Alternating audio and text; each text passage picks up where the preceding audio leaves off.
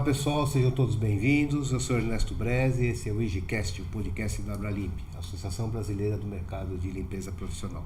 Gostaria de agradecer aqui os nossos patrocinadores do IGCast, o Grupo Cadiz, que há 3 décadas vem atuando na área de segurança, vigilância, portaria, recepção, limpeza, manutenção e demais serviços de facilities. Acesse o site www.cadiz.com.br. E o nosso novo patrocinador, o Sami Facilities, limpeza de condomínios, empresarial, facilities em geral, jardinagem, com mais de 28 anos de experiência no mercado. O nosso podcast de hoje, nós vamos falar sobre gestão inclusiva, que tem 2 pessoas especialistas aqui. Eu agradeço já de saída, né, a Renata Andrade e a Isabela Quirino pelo tempo, né, para vir aqui para a gente falar de um assunto tão importante. Antes de a gente começar, eu falo um pouquinho também sobre a revista IG Plus, né? Aproveito a oportunidade para convidar vocês a participarem e conhecerem o novo site da revista, ficou muito bacana. Em destaque dessa semana tem uma matéria que a Abralimp promove encontro de mulheres. E esse é o objetivo do nosso podcast de hoje, com 4 grandes especialistas, mulheres, que venham conversar com a gente. Conheça lá o nosso site, www.revistaegplus.com.br. E para conversar sobre gestão inclusiva, nós trouxemos no nosso IGCast de hoje Renata Andrade. Ela é inclusivista, especialista em gestão inclusiva e neurocientista do preconceito. E é diretora técnica do Instituto Diversitas. Falei certo, Renata? Certíssimo. Seja bem-vinda. Obrigada, Ernesto, e principalmente pela oportunidade de falar de um tema que ainda é novo no Brasil. Muito obrigada. Legal. Também comigo a Isabela Quirino, ela é especialista em gestão inclusiva e desenvolvimento de pessoas, Financial Service da Volkswagen, especialista em diversidade e inclusão. Isabela, seja bem-vinda. Muito obrigada, é um prazer estar aqui. Obrigada pelo convite. Bom, o tema é polêmico ou não? Ele tem a sua polêmica. Tem. Bom, primeiramente, então vamos entender o que é esse conceito, né? E aí eu pergunto para as duas, como é que vocês definem gestão inclusiva? Começa com a Renata. A gestão inclusiva ela é uma abordagem de gestão, né? Então, ela é um método para que, independente do meu negócio, eu possa fazer com que ele seja menos excludente, com que ele esteja mais alinhado à questão da sustentabilidade. Então, gestão inclusiva é um método e uma abordagem que possibilita que qualquer negócio contribua para um mundo mais justo e igualitário, sem perder de vista que o negócio precisa gerar lucro para os seus investidores. Uhum. Como é que você faz esse trabalho dentro da Volkswagen? Esse é um trabalho super interessante, Ernesto, porque ele não é um trabalho exclusivo da área. Muitas vezes eu percebo que a minha atuação acaba sendo de intermediar isso entre as áreas, né? De trazer as áreas para perto. E hoje a gente percebe um movimento do mercado muito entusiasmado em trabalhar as temáticas de inclusão e as temáticas de diversidade. Então, isso acaba sendo um grande aliado, né, no nosso contexto, na nossa cultura. Então, meu papel acaba sendo de mostrar o que é a gestão inclusiva para as áreas e trazê-las para junto nesse trabalho. Uhum. Que legal. Renata, fala um pouquinho para a gente sobre a diversidade. Ela é inerente ao ser humano? As pessoas, por natureza, são inclusivas, não? Então, vamos lá, né? Quando a gente fala de gestão inclusiva, a gente está falando, obviamente, também de inclusão. E quando a gente fala de inclusão, a gente tem 2 coisas para que a inclusão aconteça. A primeira coisa é entender o que é inclusão, né? Então, inclusão não é colocar dentro quem está fora, não tem a ver em fazer ações para grupos minorizados. É um pouco maior que isso, né? Então, a inclusão é um processo. Mas a visão da inclusão são grupos minorizados. Não, essa é a visão que o mercado tem utilizado equivocadamente e por isso não tem se conseguido alcançar os objetivos e chegar lá, né? O conceito técnico de inclusão é outro, né? A inclusão ela vai trabalhar também E aí é onde entram esses dois pontos que a gente está trazendo, mas, primeiramente, inclusão não é sobre colocar dentro quem está fora. Inclusão é sobre um processo. Então, por aí a gente já viu que não dá para ser projeto, não dá para ser programa. Então, quem está fazendo isso, lamento informar, está errando, né? Não vai alcançar os objetivos que precisa. E é mais caro também. E, portanto, não é sustentável. Então, a inclusão é um processo no qual a gente promove as condições necessárias para que todos os indivíduos, todos, sem exceção, possam desenvolver as suas potencialidades e, com isso, contribuir na medida das suas possibilidades para o desenvolvimento da comunidade na qual ele está inserido. Isso pode ser empresa, isso pode ser escola, isso pode ser a família, isso pode ser o bairro, a cidade, o país, o planeta, né? Então, e para que essa inclusão aconteça, eu preciso de duas coisas. Uma é valorizar a diversidade, valorizar as diferenças humanas. Então, não é tão somente respeitar nem aceitar essas diferenças, é valorizar, é reconhecer que essas diferenças humanas agregam valor e, portanto, vão agregar valor ao meu negócio. O segundo é eliminar as barreiras à participação plena de todas as pessoas. Então, eu não atuo sobre as pessoas, eu atuo sobre que barreiras eu estou promovendo que eu preciso eliminar. E eu preciso fazer isso de forma sustentável. É nessa parte que entra a gestão inclusiva. Então, a gestão inclusiva é como eu faço inclusão na minha instituição de forma sustentável. É basicamente isso. A diversidade, ela é um fato, ela é um fenômeno social. Ela acontece independente de você gostar ou não gostar. A grande questão aqui, pensando no mundo corporativo, é como eu me posiciono diante desse fato. É como eu me posiciono diante desse fenômeno, que é essa verdade de que existe uma diversidade humana. Não é de qualquer diversidade também que a gente vai falar em inclusão. É especificamente de diversidade humana. Então, eu vou valorizar, eu vou ignorar ou também eu vou me contrapor a essa diversidade. É sobre isso, né? E aí o que a gente vê é que as empresas estão focando muito na diversidade em si. Então, vamos aumentar a diversidade. Não tem muito como você aumentar a diversidade.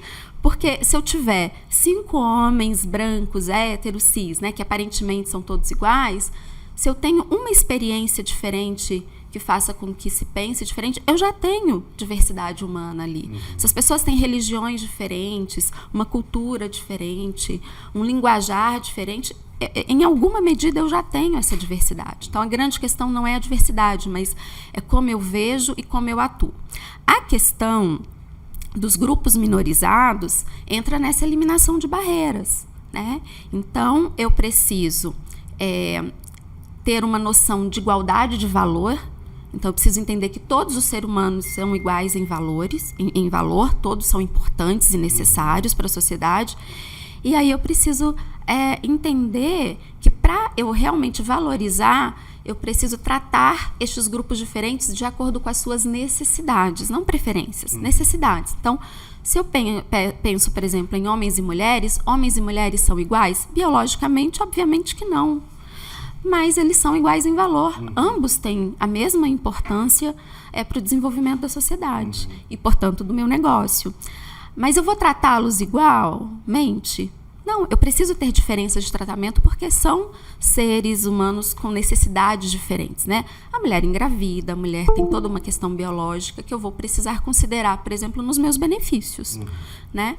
Então, quando a gente fala de gestão inclusiva, é algo muito mais técnico, os conceitos são muito mais aprofundados, né? E isso faz com que a gente tome melhores decisões, inclusive na gestão de pessoas, ao olhar para o meu fornecedor, para o meu cliente, para o meu investidor. E aí, na gestão de pessoas, Isabelle, as diferenças agregam valor? Como é que é trabalhar numa empresa com essa visão, né? Acho que o primeiro ponto é essa valorização da diversidade, né? Esse é um aspecto que... E aí vou trazer isso para o lado aqui, né, dos profissionais de RH, dos profissionais entusiastas ali da temática. A gente vem com esse discurso de a empresa não é diversa, tem que ampliar a diversidade, tem que aumentar a diversidade. Na verdade, a empresa ela tem, né, a sua diversidade, Hoje o nosso olhar é muito mais para entender que barreiras temos para ampliar a participação, né, de grupos minorizados dentro da companhia, mas certamente isso traz muita vantagem. Assim, as empresas já cresceram até aqui, né, e trouxeram seus diferenciais com a diversidade que ela já tem. Com essa ampliação de perspectivas, de certo que a gente traz soluções mais importantes para o negócio, porque você traz diferentes vivências, diferentes referenciais, um olhar múltiplo, aonde aquela pessoa vai te trazer algo que você não percebeu. Que a gente quer ampliar são a participação de marcadores sociais da diferença que até então não participavam. Exatamente. Então esse é o grande desafio. E muitas vezes onde a gente se pega, né? Onde está talvez o pecado aí, né? A gente olha para o marcador social da diferença e fala assim, eu quero atrair este público. Mas na contrapartida a gente não trabalha a questão das barreiras. E aí depois a gente não entende muito bem, poxa, mas eu fiz um processo de seleção afirmativo, fui lá para o mercado, fui onde meu público estava, divulguei, atraí, consegui ser atraente para esse público, mas não estou conseguindo reter, não estou conseguindo perceber esse diferencial que todo mundo fala, que a tal da diversidade traz, e eu quero isso para o meu negócio. Mas é uma questão de pensar, o meu terreno está fértil para isso, né? Eu eliminei as barreiras. Eu eliminei as barreiras, eu estou efetivamente aberto e ouvindo essas contribuições, ou eu ainda estou reforçando o meu lugar comum, né? Trago essas pessoas com perspectivas diferentes das minhas, mas eu não as ouço. Não dou condições de participar. Não dou condições delas participarem, né? De efetiva participação ali na rotina, no desenvolvimento, nas ações. Então, é mais do que só atrair, né? Mas é gerar esse ambiente que é um ambiente sem barreiras. Então, na verdade, a gente não precisa falar em inclusão e diversidade, né? Isso é redundante. Inclusão pressupõe diversidade, mas também pressupõe eliminar barreiras, que aí tem a ver com um gesto, com uma ação, né? E aí é onde a coisa se complica. Quando a gente fala em diversidade, a gente não fala só das pessoas, né? Ou nós podemos falar de mudanças de fornecedor, de mudanças de parceiros. A gente inclui um pacote como um todo, as empresas hoje, né? Não podemos só ficar ligados 100% às pessoas, né? A gente fala assim, né? Na gestão inclusiva, a gente trabalha aqui. O principal ativo do negócio são as pessoas. Sim, sem dúvida. Né? Sem dúvida. O que você vende, o que você faz, mesmo que você seja uma empresa B2B, no final das contas, você está ali sendo impactado por pessoas. Só que você tem que olhar para todas as pessoas, né? Que é isso que você está trazendo. Não dá para olhar só pro interno. Pro interno. Você precisa olhar pro interno e pro externo. Essas duas coisas estão numa dinâmica complexa. Então, você precisa entender sobre o ser humano. Então, vai muito além de fazer eventos, tipo Semana da Diversidade, palestras ou publicações no LinkedIn e outras redes sociais. A gente precisa realmente ter uma estrutura de negócio que esteja pensando essas questões de forma estratégica. A gestão inclusiva é o método que faz isso, né? É uma abordagem metodológica para pensar essas questões que você trouxe. Legal. A gente fala hoje em equidade em vez de igualdade, né? Dá para explicar para a gente um pouquinho cada uma, as duas, né? O que significa isso? Qual a diferença entre os termos? Aqui a gente tem uma questão também que é técnica. Eu vou pedir licença para entrar de novo aí, fazer aprofundar um pouquinho, e a Isa complementa aí com questões bem práticas. Mas durante muito tempo o pessoal quer dizer assim, olha, não dá para tratar todo mundo igual, né? A gente precisa dar para cada um o que cada um precisa para crescer e se desenvolver e de fato ser incluído. Só que vamos lá, a igualdade, quando a gente, do ponto de vista técnico, a gente vai falar de uma igualdade formal e de uma igualdade real ou material, que é a igualdade que está no direito, né? Então, a igualdade formal é essa: nós todos somos iguais perante a lei.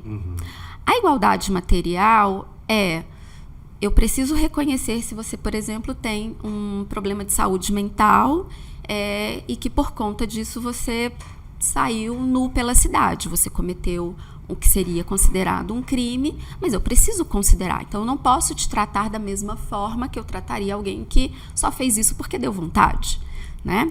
Então, a gente precisa dar igualdade de valor, ela é muito importante. Se eu não reconheço que nós todos somos iguais em valor, a gente entra nessa polarização maluca de feminismo, machismo, aí você nega o feminismo porque interpreta equivocadamente o que ele seja. Aí a gente também entende que está querendo que a mulher seja superior ao homem. Não se trata disso, a gente está buscando uma igualdade de valor. E aí a gente vai ter a equidade, que ela é tão importante, ela é importantíssima para que a igualdade real aconteça, que é eu tratar as pessoas de formas diferentes, ou seja, dar o que cada um necessita para que ele possa contribuir para a comunidade, né? Então, vamos pensar em pessoas com deficiência. Eu não posso fazer o mesmo processo de recrutamento e seleção, porque eu vou ter um grupo de pessoas que tem uma necessidade específica diferente. Se eu tratar da mesma forma, eu não vou conseguir tirar desse indivíduo o melhor que ele tem para a minha produção. Né? Aí eu acho que a Isa pode complementar. Mas quando você não trata igual, por exemplo, um deficiente físico, não existe um lado inverso disso, de ele se achar que ele não está sendo...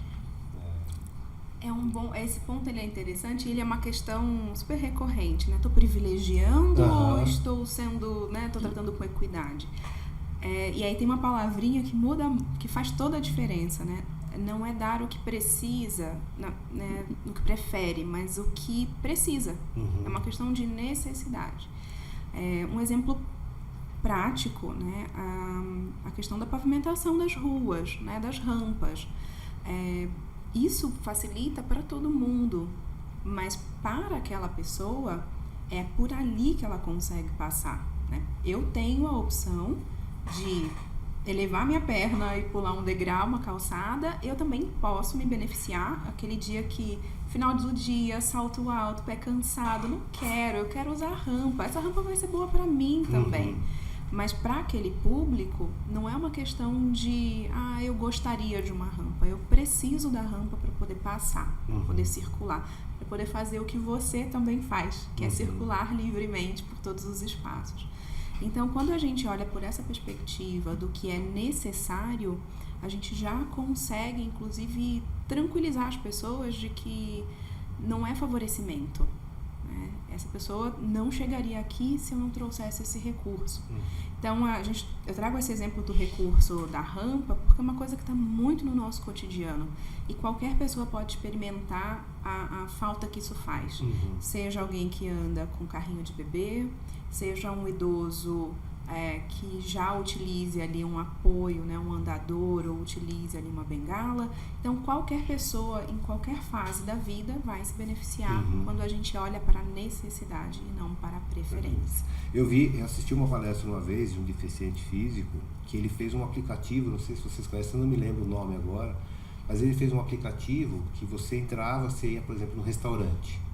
Se o restaurante tivesse toda a parte de acessibilidade, você entrava no site e registrava aquele restaurante dizendo, olha, pode vir, tá certo? Porque aqui você tem acesso. Que na minha experiência eu consegui acessar. Exato, né? E achei super legal, eu não me lembro o nome do site, mas do aplicativo inclusive, que é assim, ele fala, né, que era para evitar que pessoas com a mesma dificuldade que ele tinha chegasse naquele restaurante, um exemplo de restaurante pode ser qualquer coisa, né? Mas ele deu o exemplo de restaurante, chegasse naquele restaurante para almoçar ou para jantar e não conseguia acessar o restaurante.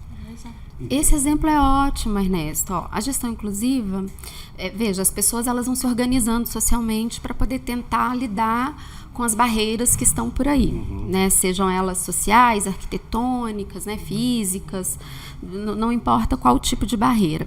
E elas vão tentando lidar com isso. A gestão inclusiva, como abordagem, como método, lá dentro, um dos eixos é a gestão da acessibilidade. Então, ela vai tratar disso de forma técnica. Então, essa pessoa que está indo lá no restaurante, ela está olhando sob a perspectiva dela. Ela não tem as condições técnicas necessárias. Ela está contribuindo ali com quem tem as mesmas características, as mesmas necessidades. Na gestão inclusiva, você vai trabalhar isso sob uma perspectiva. Então, vamos olhar agora para o restaurante. O restaurante que está fazendo isso, pode ser que uma outra pessoa com uma outra necessidade vá no mesmo restaurante e diga, olha, nisso aqui o restaurante não me atende, né? Então, você vai tendo essas diferenciações.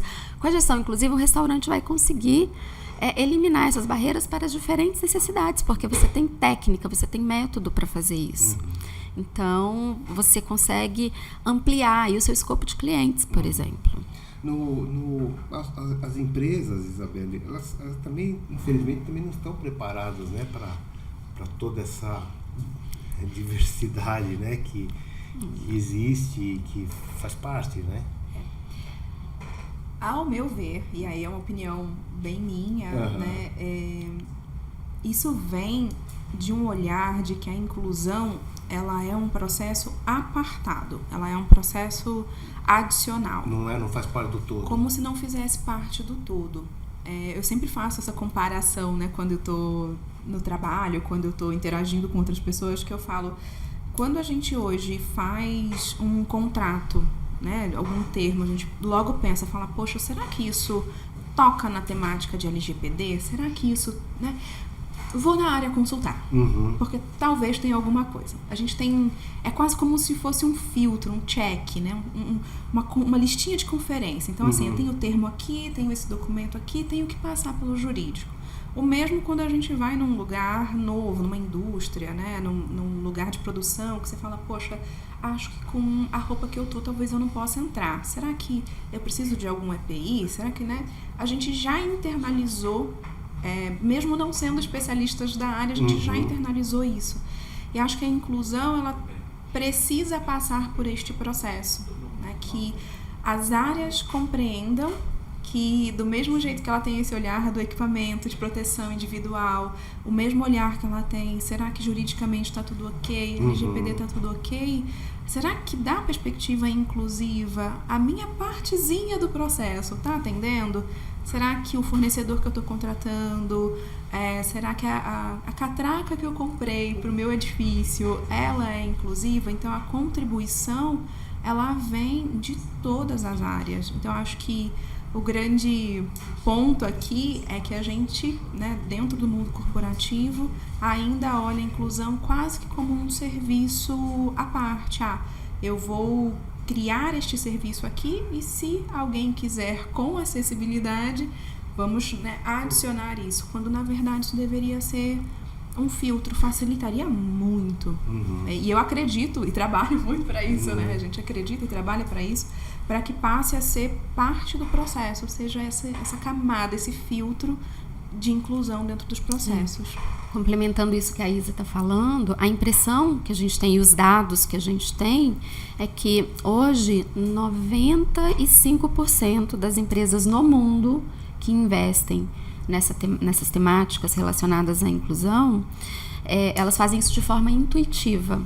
Elas não fazem isso de forma sistematizada e sistêmica. A ideia é nova, né? Você estava falando isso. Né, então a gestão inclusiva, ela vem com esse objetivo de, assim, gente, vamos fazer isso de uma forma menos intuitiva, mais intencional, sistêmica, sistematizada, pautada em práticas, né, baseadas em evidências. Então é tudo muito incipiente, é tudo muito na base da tentativa e erro, né? E eu acho que uma coisa que ajudaria as empresas é isso, mudar essa percepção, né, de que inclusão é uma coisa ali à parte e que eu faço com boa vontade. Não, você precisa fazer com conhecimento. A gestão inclusiva, ela deve ser sustentável ou não, Renata? Não, por princípio, ela é sustentável. Se eu tenho uma ação que não é sustentável, não é gestão inclusiva, né? Então, como abordagem, como método, ela vai ter ali critérios muito claros que me dizem se eu estou fazendo gestão inclusiva ou não. Não basta só eu usar a terminologia. Eu tenho que usar o método. E dentro do método, a gente até brinca que tem uma equação, né? Que gestão inclusiva, ou GI, é igual a VD, que é a valorização da diversidade, mais EB, que é a eliminação de barreiras, vezes sustentabilidade. Então, tudo isso que eu faço... Como é que é essa fórmula? GI é igual a VD. Peraí, GI é igual a VD mais EB vezes S de sustentabilidade. Então, gestão inclusiva é a valorização da diversidade mais a eliminação de barreiras de forma sustentável. Então, para uma ação ser inclusiva, e aí para cada tópico desse, eu tenho um conjunto de premissas técnicas que me orientam para eu saber se eu realmente estou fazendo o que precisa ser feito. Isabelle, mais do que nunca a importância de recursos humanos, né, patrimônio humano, cada um fala de uma forma, né? Sim. Como é que você aplica tudo isso dentro do grupo Volkswagen, da área de Financial Service? Olha, é um desafio interessante e que bom que ele existe, né?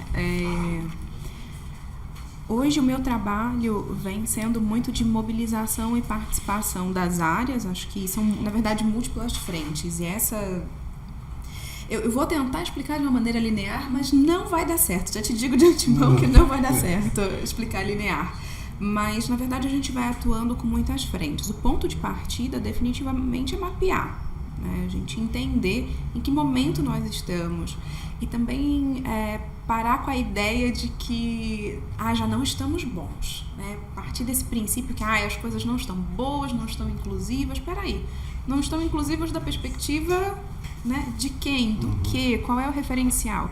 Então, o ponto de partida para a gente definitivamente é mapear. Né? Nós estamos vivendo esse momento de identificação das potencialidades, de identificação das barreiras, mas isso não nos impediu de já seguir com algumas frentes de atuação. Então, a gente começou naquilo que a gente entendia que era de maior impacto e que já tinha uma possibilidade de atuar independente da conclusão desse mapeamento geral.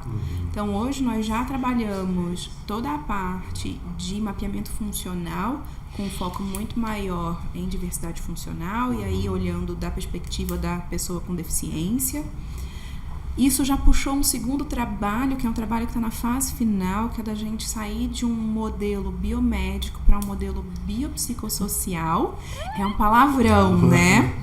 Mas é uma forma diferente de atuação da nossa área de saúde ocupacional. Então, aí tem um bom exemplo de como, por mais que eu seja a profissional, né, que está ali olhando da perspectiva de inclusão e diversidade, esse é um trabalho que é 100% executado pelo time de saúde ocupacional, né? Da assistente social, do médico, da enfermagem, desde o processo, né, de entrada dessa pessoa até o andamento da saúde dela ao longo do processo e que beneficia a todos. Né? Então, é um modelo que ele vai olhar muito além do saudável ou não saudável, apto ou inapto, mas ele vai olhar da perspectiva de quem é essa pessoa, qual é o histórico dela, qual é o contexto que ela está vivendo. Ele vai olhar muito além do lado biológico, mas do lado psicológico, do contexto social. E isso constrói a diversidade. Quando a gente falou lá no início, né, da diversidade humana, que qualquer vivência diferente traz diversidade, né, é um público ali, né, que traz a diversidade, por que a gente não vai olhar isso nas outras etapas do processo? Então, a gente hoje vem trabalhando da perspectiva de saúde ocupacional para um modelo mais completo e que vai apoiar aí o acompanhamento da perspectiva de saúde. Né? E um outro projeto que está bem no início, mas está bem gostoso de acompanhar, é a questão da comunicação.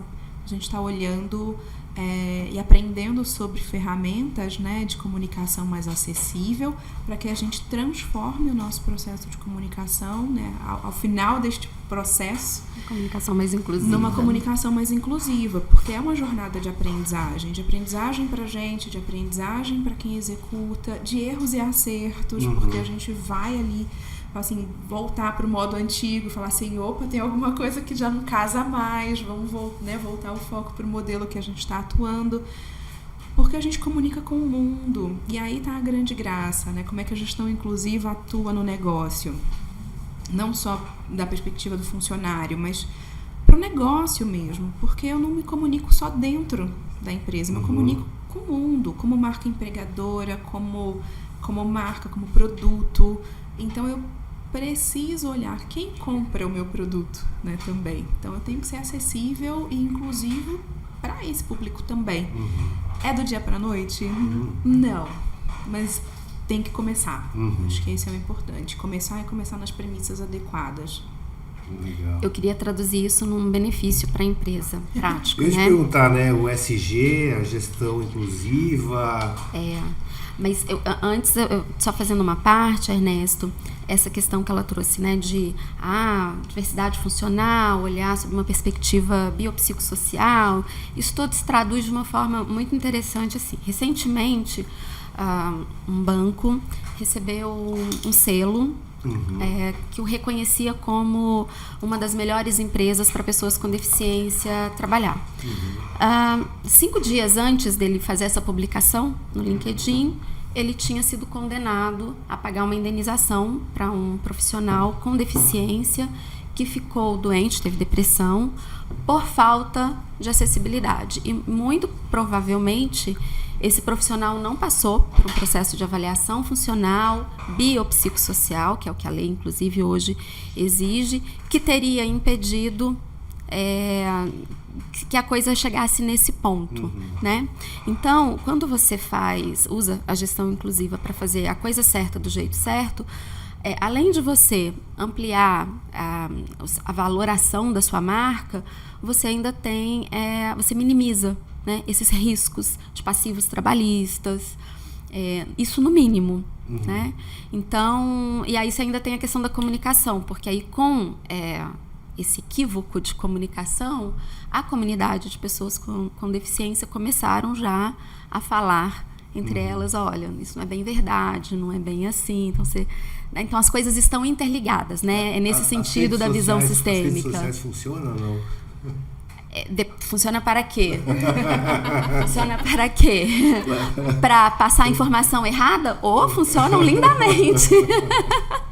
Mas funciona, por exemplo, para ajudar a discutir essas leis de forma mais correta, por exemplo? Não. E aí eu vou falar, inclusive, como neurocientista, né? Os neurocientistas todos e psicólogos também sociais, a gente tem problemas com as redes sociais do jeito que elas funcionam hoje. Porque são problemas muito complexos. Quando a gente fala de inclusão, a gente está falando de ser humano. Ser humano é a coisa mais complexa que a gente tem hoje. A gente entende muito mais sobre o funcionamento do universo do que como funciona o ser humano, né? Então, a gente não vai conseguir resolver problemas complexos com posts simplistas. E hoje, qualquer parágrafo nas redes sociais é textão. Então, as pessoas querem ali uma receita de bolo, elas querem uma coisa pronto, papum, né? elas querem as 5 dicas os 5 principais erros que... E essas coisas não vão dar conta, né? Porque você precisa olhar muito para o seu contexto, para a complexidade do seu contexto, da sua realidade. E aí, hoje, o que a gente vê é todo mundo discutindo tudo de uma forma simplista, superficial. Então, as informações, elas se replicam, a gente fala que copia, estraga e cola. Então, a empresa lê o que a outra fez, nem valida para ver se realmente aquilo gerou o resultado que está sendo comunicado, copia, estraga e cola no seu negócio. E aí dá errado, mas você precisa comunicar que está fazendo tudo incrivelmente certo. Aí tem esses selos que também não ajudam, porque eles não utilizam premissas técnicas, né? Tá aí uma empresa que recebeu um selo que vai na contramão do que ela está respondendo legalmente, né? Então você cria uma confusão muito grande. Onde que a gente acha a informação correta aí? Então, recentemente... porque assim, a galera que trabalha de fato com inclusão, que tem trabalhos sérios com essa temática, não tem tempo de ficar em rede social. Né? É o pessoal que está na pesquisa, está na produção de conhecimento pesado, puxado, e que também está ali na atuação prática do dia a dia. Então, as pessoas não têm tempo mesmo. Então, recentemente... a galera começou a fazer essa pergunta que você fez, e quem trabalha, os especialistas que trabalham com isso, entenderam que, bom, então tem a rede social, ela está aqui meio assim, só falando o que não deveria. Então a gente precisa criar um nicho que fale o certo, que comunique o certo. Então, recentemente a gente tem tido alguns projetos que estão para entrar já aí em ação, que podem contribuir nisso, né? A princípio, eu vou indicar o do próprio Instituto Diversitas, porque ele não produz só conhecimento dele, ele também divulga conhecimento produzido por outros profissionais e por outros parceiros, né? Inclusive, tem coisas da Isabelle lá e agora, a partir de maio, vai ter mais material. E a gente também vai divulgar, fazer essa curadoria, porque o difícil hoje nas redes sociais é fazer essa curadoria, né? Do que é realmente conhecimento válido e o que é um conhecimento que tem um ar de conhecimento técnico e científico, mas na verdade não é. Isabelle, a gente fala muito que as empresas fazem as famosas semanas, né? A semana da diversidade, coisa desse tipo, né? São ações eficazes, você acha isso? Então. Gostei do então. Então, eu acho que, assim, tem aprendido isso, tá? Eu venho desse mercado também, né? Eu acho que tem que também ter esse momento de autocrítica e de reflexão, né? A gente vem sendo bombardeado por várias ações. E é muito tentador você fazer uma semana para celebrar a diversidade, trazer conhecimento. Não vou falar que não brilha os olhos, brilha, mas por que ela não funciona? Principalmente nos formatos que a gente vê, né? É muito comum, tenho certeza que você já deve ter experimentado essa situação, de falar algo e aí olhar para o lado e falar assim, eu não deveria ter dito isso, porque eu li em algum lugar que é errado. E aí a gente nem entende bem por que está errado, mas a gente replica porque em algum lugar teve uma listinha do faça, não faça, pode, não pode. Até certo ponto, aquela informação parece interessante. Fala, poxa, eu estou contribuindo para ser mais inclusivo quando eu aprendo o que eu devo ou não devo falar. Não estou dizendo que não tem a sua validade a gente olhar por essa perspectiva, mas não é só isso. E a Semana da Diversidade, ela é muito curta para tratar de um tema tão profundo.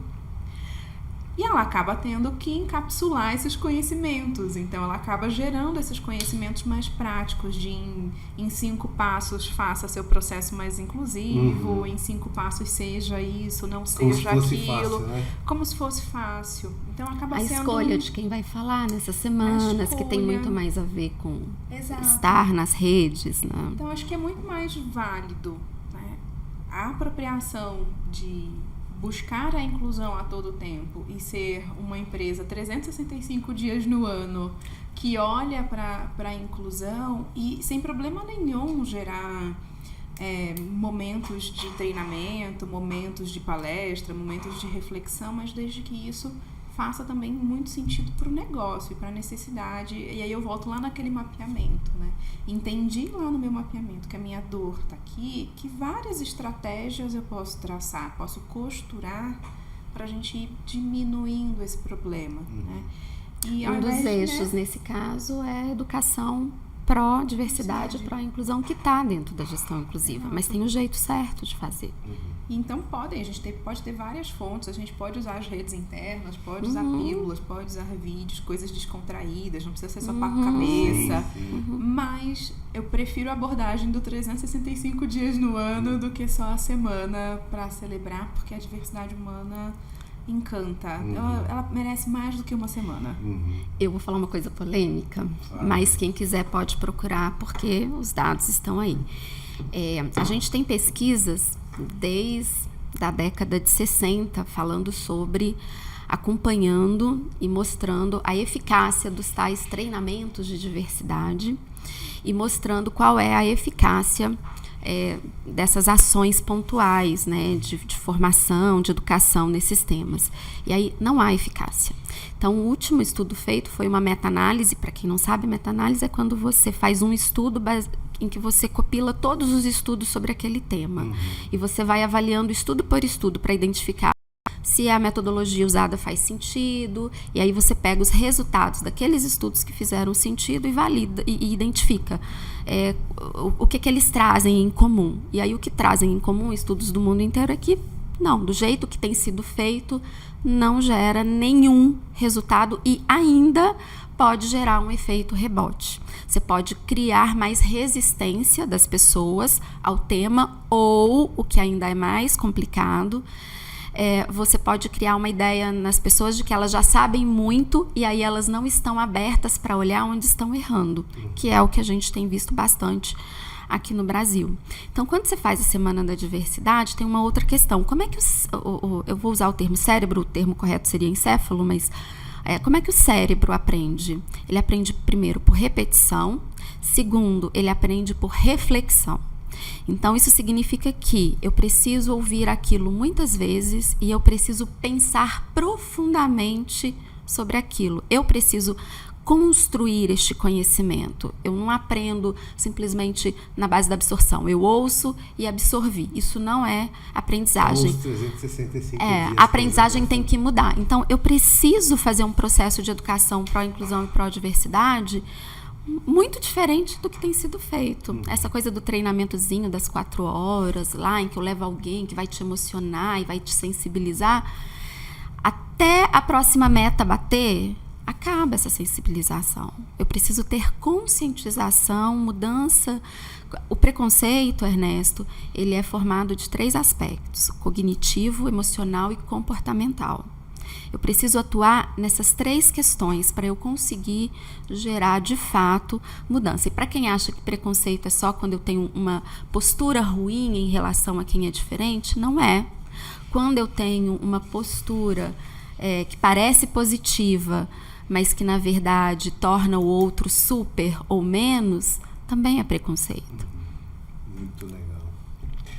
Bom, meninas, estamos chegando aqui no fim do nosso bate-papo. A gente fala muito, né, Ernesto? Nossa Senhora. O pessoal já está com as plaquinhas. O pessoal está cansado de escutar a gente. Bom, queria agradecer a vocês duas, óbvio, né, pelo excelente bate-papo. Obrigada. Foi espetacular. E, Renata, queria suas considerações finais. Minhas considerações finais, eu vou usar a frase mais batida que tem, mas que eu acho que, como a gente aprende por repetição, vale a pena, né? Vamos dominar aí todas as técnicas, conhecer profundamente todas as teorias, mas diante de uma alma humana, vamos ser outra alma humana. Muito bom. Qual o recado que você deixa aí para a nossa audiência, Isabelle? Acho que talvez o recado que eu repito para mim todos os dias, né? Busque boas referências, não sabe, pergunte. É um processo de aprendizado constante, porque você está tocando a vida de outras pessoas. Exato. No fim do dia, é sobre a vida de outras pessoas. Então, buscar fazer isso da melhor maneira possível, com a melhor base possível, para entregar ali uma boa vivência, uma boa experiência para o outro. Mas quero agradecer a Abralimp, né, que sempre está aí trazendo temas diferentes, né? Lá, né? Não foi tão recente. Eles até queriam que eu fosse em maio para falar sobre a questão do ponto de vista da neurociência, né, que o pessoal gostou muito ano passado, mas não conseguimos. Mas a Abralimp é uma parceirona e a gente gosta muito do pessoal e de estar com o pessoal lá. Legal. Bom, conversei com a Renata Andrade e Isabelle Quirino sobre gestão inclusiva. Em nome do Ricardo, presidente da Abralimp, eu agradeço aí a presença de vocês duas. Um papo passou muito rápido, muito legal. Conheça também o trabalho da Fundação Uniabralimp, acesse o site uniabralimp.org.br, conheça lá toda a grade de treinamentos. Acompanhe os nossos episódios das principais plataformas digitais. Eu fico por aqui. Até a próxima, pessoal. Obrigado.